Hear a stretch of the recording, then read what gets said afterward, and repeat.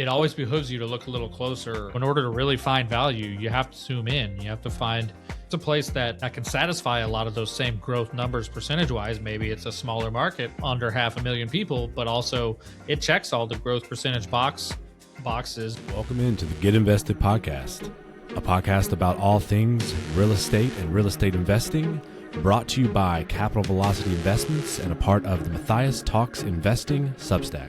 Hello, everybody. Welcome into another episode of the Get Invested podcast with your host, Jordan. Matthias. And we're both very excited to be here to talk all things investing, real estate, and real estate investing.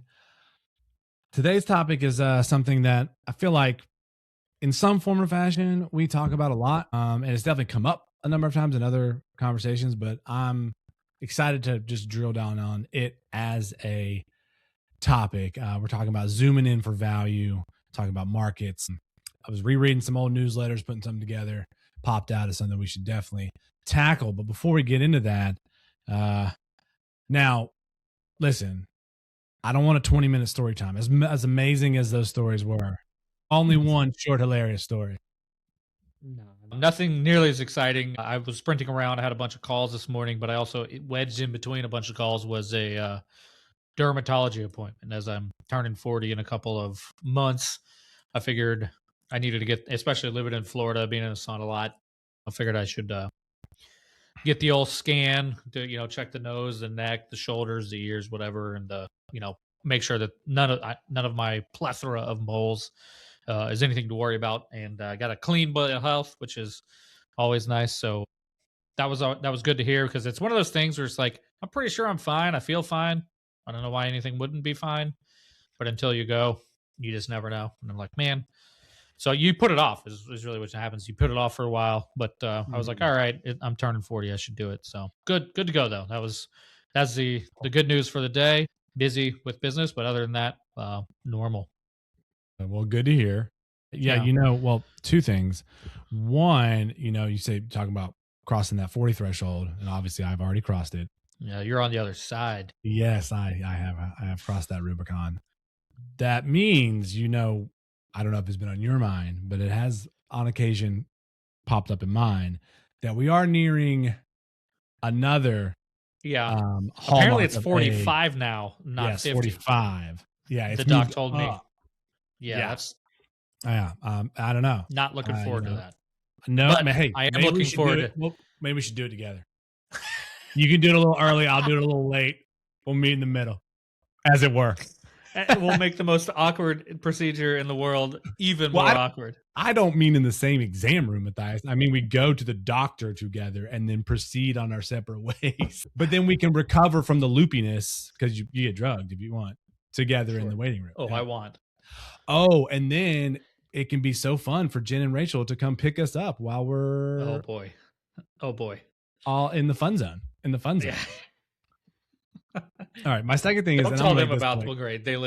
Rachel listens to the podcast. Yeah. She's going to suggest it now. She's going to think this is a great plan. I'm sure of it. The second thing is the bummer about having a physical. Now, I know you just had the dermatologist thing, and that went great, but I just made me think of the physical because I recently had one.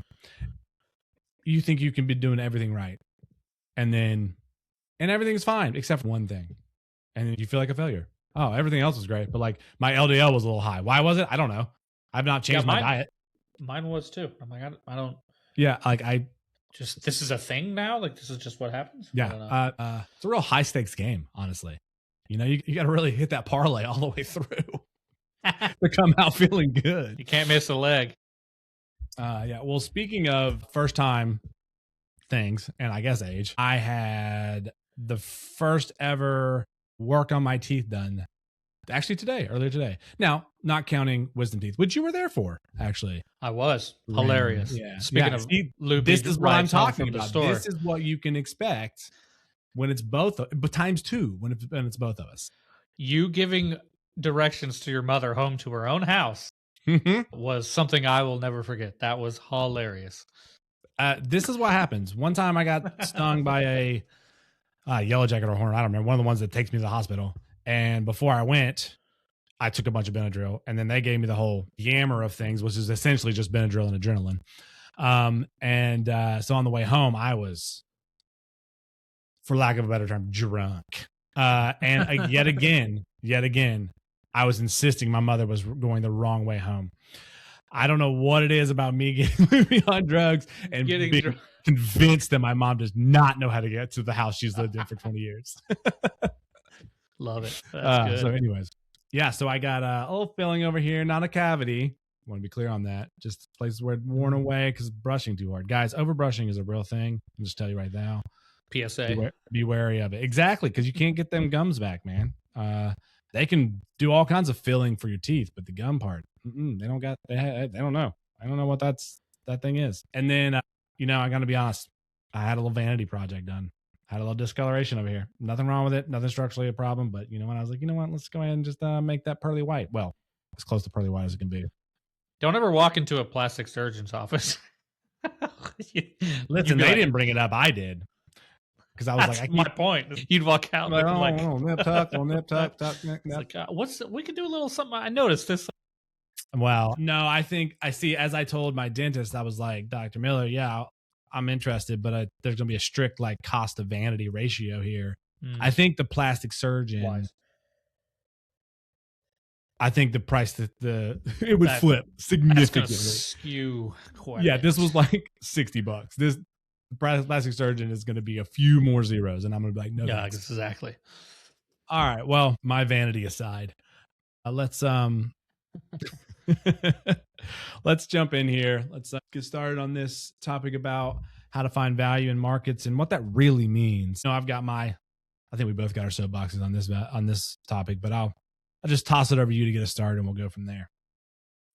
Yeah. So, anybody who's done real estate for a while knows, hey, real estate's hyper local, right? Like you could have a booming real estate market in one area and 20 miles away you could have an absolute doldrums of a market for any plethora of reasons. That's twice today I've used plethora.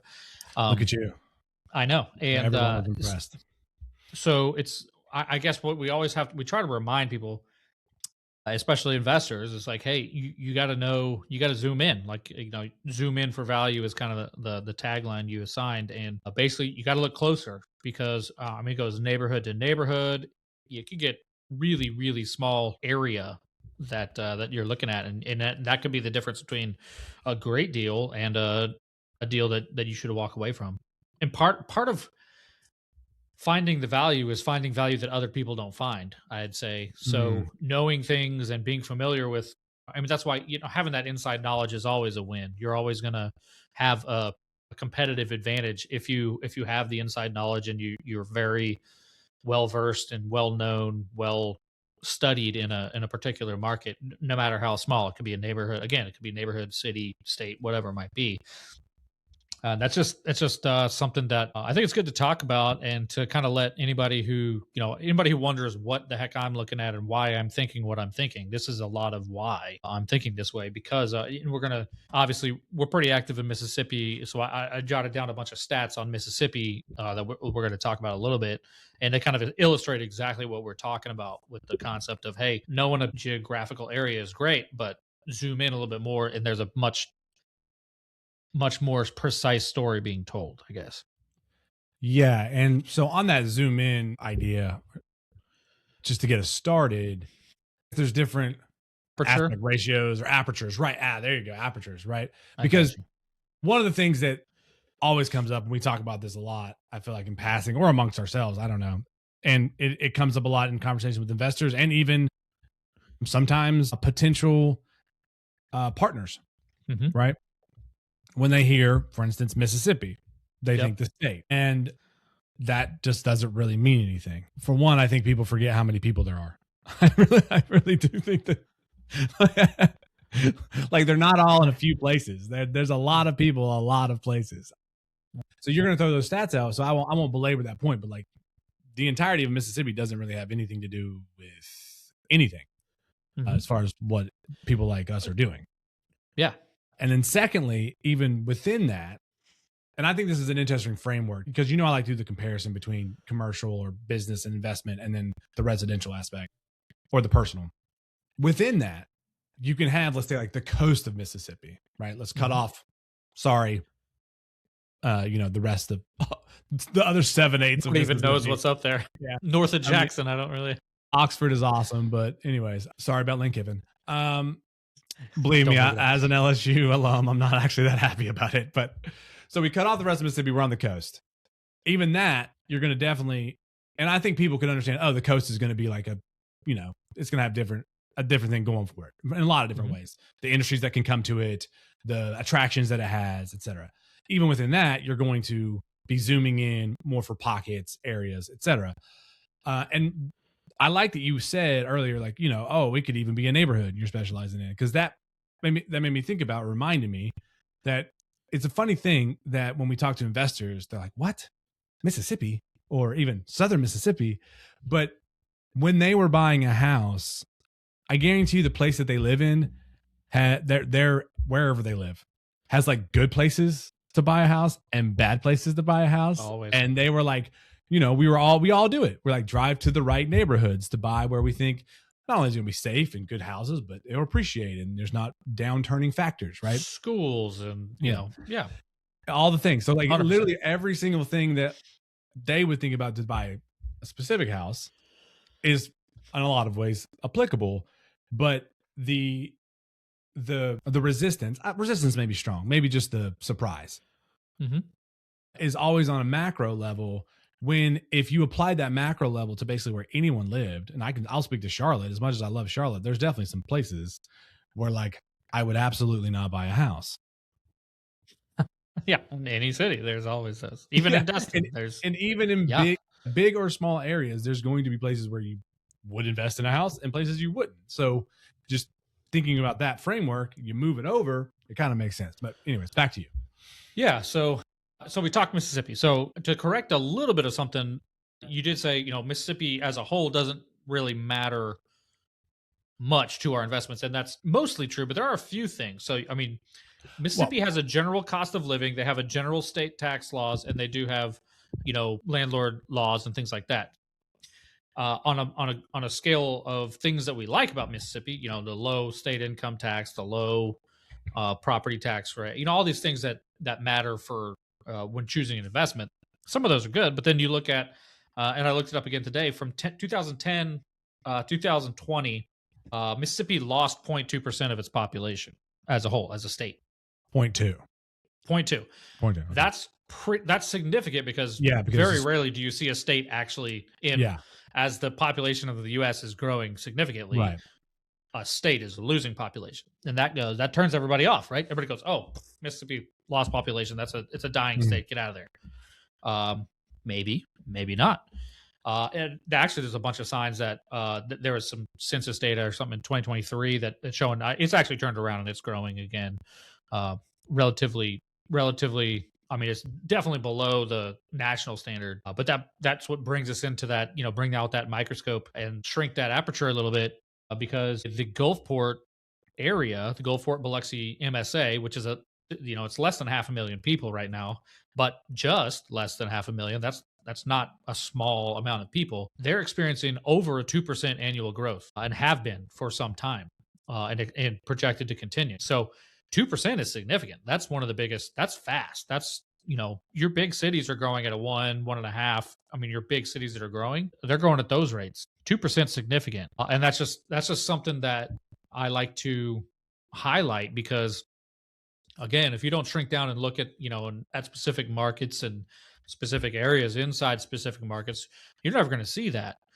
And so, you start adding on different things that that you look for in an MSA to invest in apartments. You want diverse jobs, you want low cost of living, but you want the relatively, I don't want to say high, because it doesn't matter if it's high or not compared to the national average. It really is. It just needs to be compared to the cost of living in the area.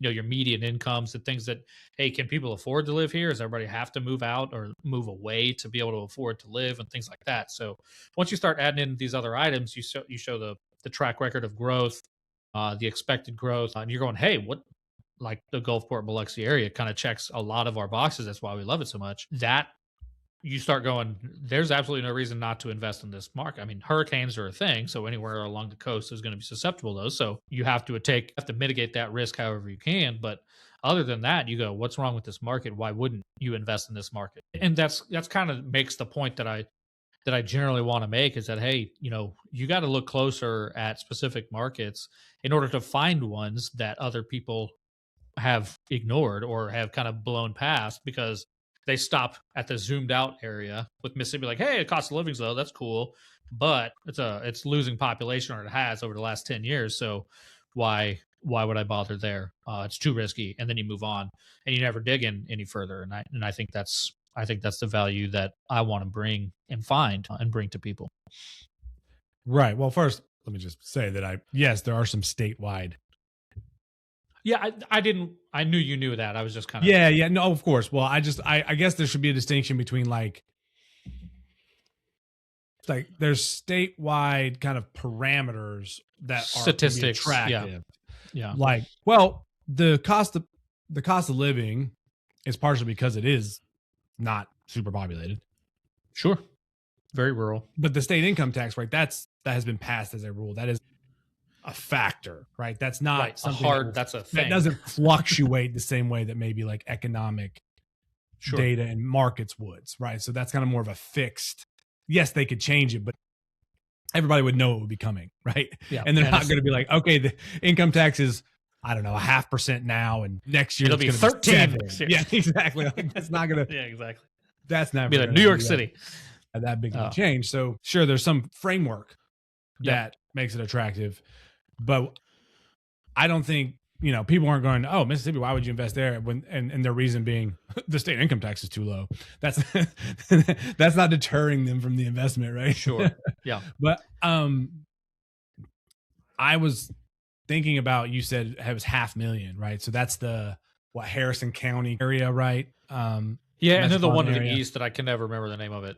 Yeah. So Ocean Springs and that over there. I want to say it's Jackson, actually. It might be Jackson County. I think it's Jackson, which is confusing, right? Because the capital is Jackson, but Jackson is not in Jackson. It's a totally different county. Not Jackson County. Love it. That's another reason people brush over Mississippi. They're just confused. That's really what it is. It's so confusing. Listen, being in a state that has 100 counties, sometimes I hear a county name and I'm like, where is that? Like, I have never heard that county before. And I feel bad because I've lived here most of my life, but there's just too many. Anyway. Start combining them. Do some mergers. Well, in some places out in the east of the state, why are these separate counties? There's very little there. But anyways, I digress. I was going to say that the 500,000, the 500,000, right? Again, I think people compare that, and I don't want to speak for all people, but I think it's just a kind of a general thing. Yeah, that doesn't seem that big in comparison to the big cities, right? Sure. But I mean, for instance, New York is like 0.01% of the population. So as big as it is. Yeah, exactly. And it's still 350 million of us spread somewhere 40 or whatever the numbers are spread elsewhere. Let's not even start talking about international cities that just dwarf it. But as far as population goes, for sure. But no, I was just saying, like, I think people would be surprised if they looked it up. And I'm a nerd, so I've looked these things up. Like the amount of cities in the United States, actual city propers, not metropolitan areas, but cities proper that have over 1 million people in them. It's very few. I think it's like 10, maybe. Yeah, like the top 10 of cities, it clears that bar. Some of because everyone, the United States is so big, it's so spread out. Is my point basically. Like there's lots of places out there where 500,000 to 1 million, that's going to be a big thriving area. 100%. Yep. So anywhere you find 500,000, there's a lot going on there. Agreed. Something that I like to, we've had episodes where we talked about like, hey, what do we like when we're choosing a market? What are signs that this is a growing area? Well, I mean, you talk into, let's say your Walmart or your Target, your Best Buy, any of the big box stores that are everywhere. You start looking at, okay, I've got 500,000. We're going to put some serious research into where and when and how we're going to put these stores in those areas, because that's a market we must tap. Like you can't ignore 500,000. That's a ratio we should look up. I bet that exists. Walmart's to population, like how many thousands per? You know what? Keep going. Sorry, I interrupted you. Okay. Yeah. I got work to do.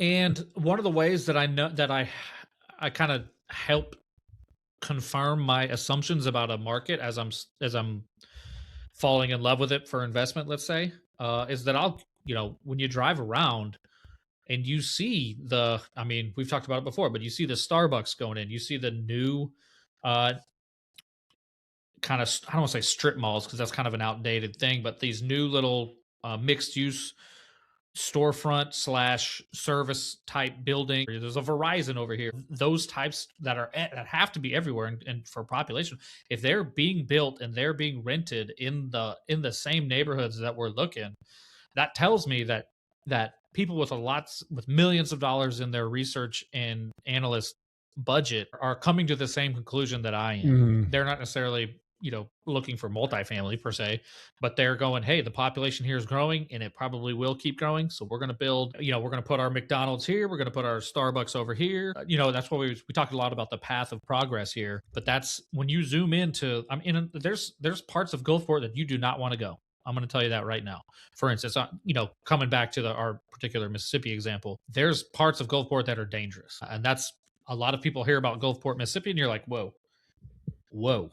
And there's places obviously that you would say this is not a safe place to put families to live in our apartments, so we wouldn't buy anything in that area at that time. But that being said, there's plenty of parts of Gulfport that are growing, that they're putting those Starbucks in, that are building industry, they're building industrial parks, they're building office parks, all these things that are happening at the same town called Gulfport. You gotta again shrink that aperture a little bit more. So like even on the smaller MSA market, city level screen, if as you're looking at it, there's parts of it that are great investments, and this part of it that would be dangerous. You know what I mean? So that's, I guess, more evidence in favor of like digging in, getting closer, zooming in. Right. I know this is just one aspect you're talking about, but just to make sure that that's a kind of a negative, right? Like that's an avoid situation. Whereas there's a lot of like, oh no, here's where there's all this cool growth. There's big industry investing. Here's steady jobs. There's all these things that are foundational that exist side by side, right? So it's like, yeah, well, there's the reason these good places exist is because also zooming in, right? Mm-hmm. You have all this development or whether it be new development or just thriving places, right? Yeah, it is interesting. There's no such thing as strip malls anymore, but there's just all these different versions of you're on the outside and you walk into the store, right? Yeah. And like the level of fanciness, it just depends on where you're at. 100%. And the age of those actual little fronts, because there's a way. Usually they'll do like the way they build. They used to build them like a giant, big old strips where they would do it. Now it's like, hey, there's 2 or 3 retail spaces and a restaurant on the end, right? And that's the way they do it now. They're going to face each other, and they might not be straight lines, and they may have a nice stucco decor or something like that. There's a ton of those around here. Yeah, absolutely. And there's no malls anymore. That's because there's no right. The malls are. You can't have either mall, strip mall or the other mall. We're done. We've got this new village-looking setup.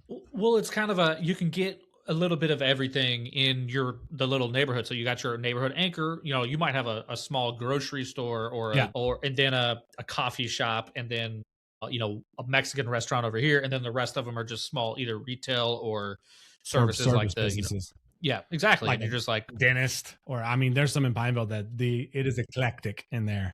I was just in one today. The dermatologist, you had to drive past like this same thing, just weirdly shaped buildings, and that everybody has their little stencil in the window, and you're like, that is a dentist, and that is I don't know. There was like a sandwich shop, and that over there, there's a dermatologist over in this corner. It's like it could be anything in there, but it's all it's all anchored by there's a big chain grocery store right in there. Right there, again, and then this is off to the side. So this is a little just anecdote, but you have like the old school one, right? So right across from us in Pineville, there's a version of this with the Food Line. Now, here's why I bring this one up. It is old, but it's still kind of like the rectangle, and they still tried to. It's not just strip mall, right? But it's older. But I'm telling you this because for one, to compare, but more importantly, the new movie with Channing Tatum called The Roof Man. It's about a guy who robbed a bunch of McDonald's and then escaped prison and hid out in a Toys R Us for like months. It's based on a true story. Okay. It's based in Charlotte. This happened in Charlotte, North Carolina. And he escaped in Fayetteville from, I think, a prison outside of Fayetteville. Sounds right. At some point, spoilers, Channing Tatum's character, who's the escaped, he's a great character. He's like a nice guy, but he robs people. He was from the special forces and he lost his way. Anyways, at some point, he decides he needs to cover up a record of a dentist visit, and he blows up a dental office like at night when no one's there. That was shot literally a mile from my house, and we didn't realize it until we were Rachel and I were watching the movie, and we're like, "Holy crap, that's our Food Lion!" Like, that's awesome. And here's the funny thing: there is actually a dentist office in that shopping center. Like they moved it over into the corner for effect, but it's like that's made me think of it because it's like grocery store, Dollar Tree. They blew it up with like special effects, and they didn't, or did they actually blow? Oh no! It's just special effects. But if you see him driving out of the parking lot that that we go into all. That's awesome. So the point being, this is like kind of a lower end one, right? Food Lion is not. But then, down the road, there's one with a Walmart grocery store. Then down the road from that, there's one with Fresh Market. And then around the corner, there's one with Earth Fare. And around the corner, there's one with Whole Foods. Like to tell you, yeah. So the cool place in Cleveland that we went was exactly the same thing. So the ways in which they find, I guess to bring it back, the point being, you find those areas and those pockets, right, where there's going to be concentrated market economy and activity, and you can identify those markers. Now, I've done some research. Before I turn it back over to you, I just wanted to let you know. Sure. So this is a list of top 10 population per location of Walmarts. You'll not be surprised to know that the most number of Walmarts are in the 3 biggest states: Texas, Florida, California. Sure. Now, this varies based on like what people probably want and all those things. So there's 509 in Texas, which means roughly a store per 50,000 people. That's about the average. Pretty much down the board is around mid 50s, 60,000 per. Real quick, that stat, is it a Walmart per 50,000 of population for the state as a whole? Yes. Got it. Okay. Right. So again, there's going to be some areas, like for instance, I would imagine Los Angeles, a lot of Los Angeles, there's nowhere that there's a Walmart, right? Right. It's same with New York City, right? Like just because there's a gazillion people doesn't mean you can put a Walmart, because a Walmart is spread out. Texas is going to be probably a pretty good average because there's a lot of space and a lot of people. Yeah. So they have the most at 509, but so that's 57,000. For California, it's 145,000 per Walmart, which is not surprising considering where the population is, kind of some of the priorities and San Francisco is probably the same. There's probably not a ton of Walmarts just on the outside of San Francisco. And then Walmart is only one indicator, right? But North Carolina is 54,000. Florida is 63,000 per Walmart. Okay. So we like our Walmarts. We like our Walmarts here. Yeah, there's 341. I mean, 90% of the population lives within 10 minutes of a Walmart. That's wild. Yeah. So, I mean, I think this is not an argument exactly, more of a musing, but one could say that if there needs to be a Walmart for every 50,000 people because they have things that people need, probably implies that buying the places those people live will be a solid investment. Because as you mentioned, most people like to live indoors. Yeah. Yeah, that's true. That's interesting. Yeah, and that's totally, it makes perfect sense. Yeah, so it kind of waxes and wanes. The lowest number is Missouri, for one for every 45,000. That's interesting. But I would say that there's other like local regional chain stores that are replacements. You know what I mean? Well, I mean, I just try to do this for Target. We don't have Food Lions down in Florida, but we have Publix. Right. Publix in Florida, but that's a higher end. It's a higher end, right? So it's like it's not really a competitor of Walmart per se, unless just for convenience kind of thing. But I could see Food Lion being a real competitor for Walmart on the grocery side, wherever Food Lions are. So that would impact it as well, because so Food Lion is saturated with other competitors. It's kind of like the lower baseline, right? Exactly. Sure. So like an Aldi or Again, that's one factor. But it illustrates a larger point. I mean, of course, like, for instance, I can look up Targets in Charlotte. If there's 3, it's not going to be near the saturation.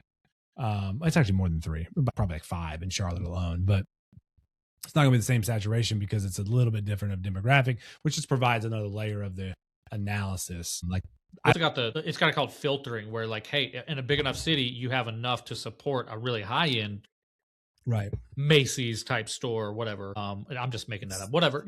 I'm just saying, you know what I'm talking about? Like a high end store, on the pulse. Saks, Department whatever. store. Yeah. I don't know. Something like that. I saw Home Alone, dude. Get out of here. Macy's. I know what's going on. So, you've got that layering, and the bigger the city, the more layering you can have, or filtering, where you have your different selections. Right. In a smaller, more rural area, you really don't. So you can get your hoity-toity Targets and your low end, I don't know, dollar stores or Dollar Trees. Yes, to kind of bring it around and tie this off in a nice little bow that you could buy at either Target or Walmart. Nice. My last point would be, I guess, speaking about the kind of layering of all the different, I mentioned, I don't know how, in my illustration, it was like 7 different grocery stores of varying levels that I can access in Charlotte, which obviously is a major metropolis. But I would just remind anybody listening, I guess, that that layering thing exists in multifamily too, but we're very much in the middle where, I mean, if you're going to put the equivalent smack in the middle, yeah. It's not going to be the high end stores. It's going to be the basic stores. And so that makes the analysis, right? I mean, that kind of draws a circle around it, what we're looking for. You don't need the high end, either apartment complexes or high end stores if you're talking about zooming in. Yeah, absolutely. Yeah, I think it's, again, today was more of a philosophical. We weren't going to get down and dirty with numbers or anything, but it always behooves you to look a little closer because I guess I'll close out by saying, like, in multifamily, the easy button is to, where's everybody investing? Dallas, Fort Worth, we're doing Charlotte, we're doing Tampa, Miami, right? Okay, well, you're not going to lose. The growth is huge in all those markets. It's going to happen. We know it. So does everybody else on the planet. You're not going to find value there. You're gonna pay for it, and you're gonna have competition is going to be fierce. Even once you have an asset, you're gonna have to fight all of the other neighboring assets and the developers that are trying to take bite off their own piece. So in order to really find value, you have to zoom in. You have to find, hey, where's a place that can satisfy a lot of those same growth numbers percentage wise? Maybe it's a smaller market, under 500,000 people, but also it checks all the growth percentage boxes. You've got the Walmarts and the Starbucks, and everybody's building and putting new locations in those areas, indicating that they too believe that it is growing, and they understand that it's a solid investment for that space. And that's how you find the value that other people aren't, because the real value is when it's you or a very small pool of people fighting over the same assets versus the entire multifamily industry fighting over the same assets. And I think that's what we strive to find, and what I think is a lot of the value that we provide, is that we're not ashamed to look at a place where nobody else will look and find some value. I think it serves our investors as well. Right. I mean, and that's an interesting, just last note for me, that it is an interesting line to walk, right? Because, we want to go where no one else is going, but also we like to see that people are, but it's like not multifamily people. Yeah. Like these other people believe that this is like, we would like to be part of a Justice League of various types of investments, but we want to be the only on the multifamily side. Yeah. We want to be the only Captain Apartments. Well, you're jumping over to Marvel now, but whatever. Yikes. We don't need a duplicate of people in the Justice League, just one of each, and we want to be the multifamily one. So, all right. Well, as always, if you want to reach out, get in touch, comment on YouTube, Substack, Spotify, send us an email, DM us on LinkedIn, the Capital Velocity Investments, Jordan at Capital Velocity Investments. You can send us a message to the website. We're getting more of those these days. A lot of times they think we're someone else, and that's a bummer, but hey, we encourage them to reach out. Always entertaining. Any way you want to reach out, we'd love to hear from you, and we hope you enjoyed today, and we hope you come back and hang out with us again next week on another edition of the Get Invested podcast. See ya.